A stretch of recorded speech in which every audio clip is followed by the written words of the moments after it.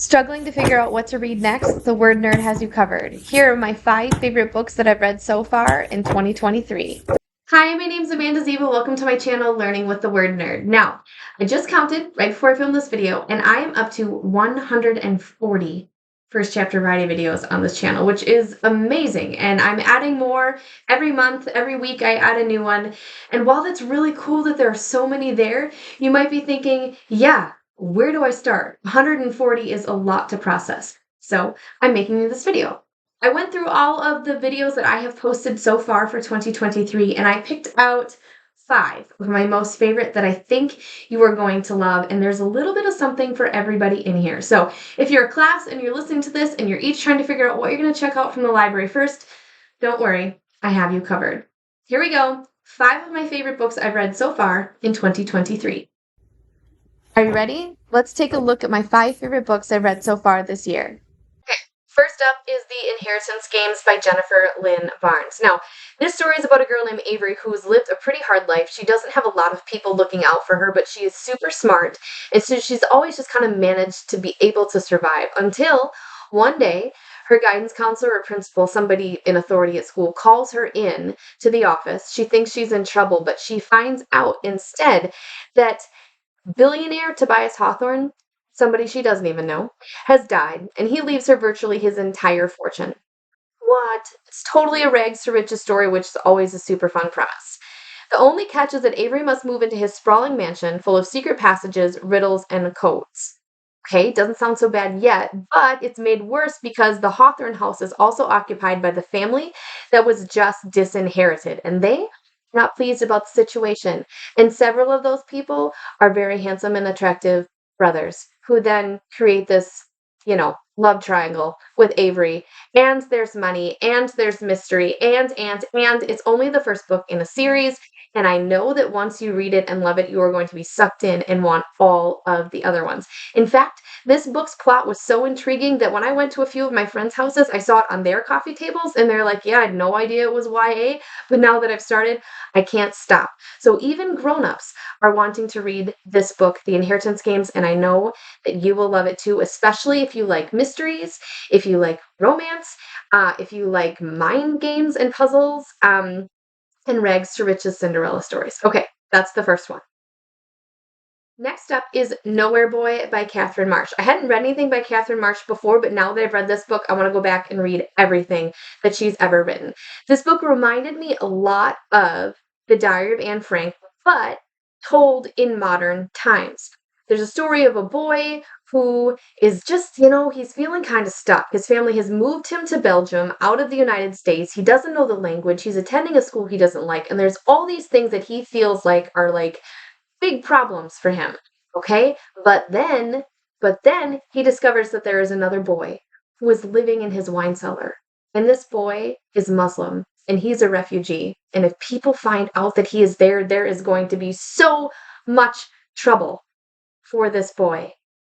And it is a page turner, you guys. Once you get started and you find out that these boys have met and their worlds have collided, you cannot stop reading, turning the pages. And the other really amazing thing about this story, much like the Anne Frank, that is a true story, and this is a made-up story, but it is based on real things that are happening in our world today. And so if you want to open your eyes and experience new cultures and learn a little bit about what it might be like to be a refugee, absolutely pick up this page turner of a book, Nowhere Boy by Catherine Marsh. It's probably, if I had to pick like one out of all these 5, I would say that this one is my most favorite. And teachers, like if you're looking for a new class novel to teach to read, pick this one and work with your social studies teacher. It's going to be amazing. All right, next up is a graphic novel. It is called A First Time for Everything by Dan Santat, and it shares a little bit in common with this book, Nowhere Boy. This book takes place in Belgium, and this book takes place as the main character, Dan, the author, travels through Europe on a exchange field trip when he is 13 years old. And I loved this book because while I read it, firmly rooted in Wisconsin, not going anywhere, I got to see all of these amazing places throughout Europe. And Dan's art is just incredible. And I'm able to experience, faraway places and cool monuments and the Eiffel Tower and all sorts of, sorry, I didn't turn to a great page, but like all sorts of really cool European destination things while I was still at home. I also got to see Dan go through this amazing coming of age transformation. Um, first crushes and embarrassing moments and all those things that like we love to watch other people go through because it's not us, but then learn from along the way. I know that you are going to love A First Time for Everything by Dan Santat. My own 13-year-old like devoured it as well. He really liked it.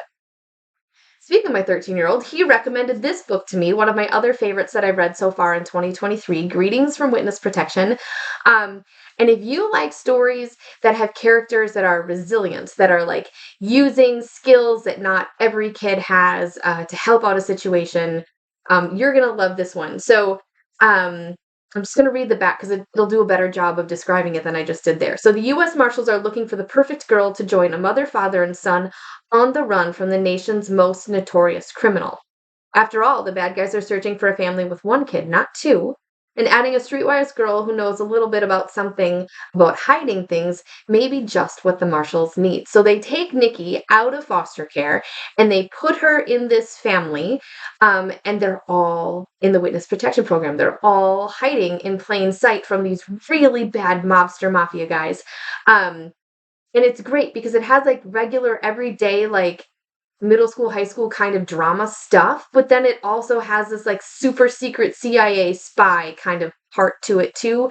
And I love the way that they interchange. If you loved Alibi Junior High, this would be another really great one that you would like. And like I said, I found it because my 13-year-old loved it so much that he told me about it. Okay, the last one that I'm going to share with you is also a graphic novel.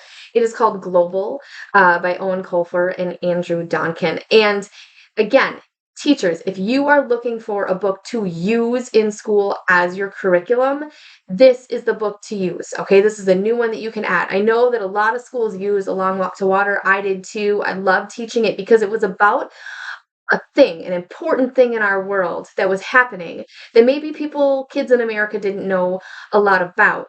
And it was about a faraway country, so we could open our eyes to new areas of the world. Both of those things happen in this story. So it takes place in two different places, one in the Indian Ocean and two in the Arctic Circle, in the Canadian wilderness. And both of the characters, the main characters, I have to remember the names, Sammy and Yuki, are struggling with the effects of climate change. Like climate change is wrecking their world and making it very difficult and dangerous for them to survive. And I think that these are aspects that when we hear climate change, like we don't think about as much. And so there's this like climate change, science, social geography aspect to the story, but then there's just a straight up survival story of Sammy and Yuki. And Sucked In does not even begin to describe the way I felt while I was reading this book. And I know that students are going to want to know what is happening with each of these characters. And it goes back and forth, it bounces. And like, you're happy to be knowing about what's happening to Sammy, but you're like, yeah, but what's going on with Yuki? And then when you finish the chapter, you can't wait to bounce back and find. So, okay, all 5 of these books, amazing, amazing, amazing. You're going to want to get them. You're going to want to read them. And if you want to get a little bit more about each of them than what I've just told you, there is a first chapter Friday for each of these. I will link it in the description box below. Happy reading. Thanks so much for visiting my channel. Like and subscribe, all the things. You guys, you have to read these books. Okay, go read. Bye. Please like this video and subscribe. Happy reading.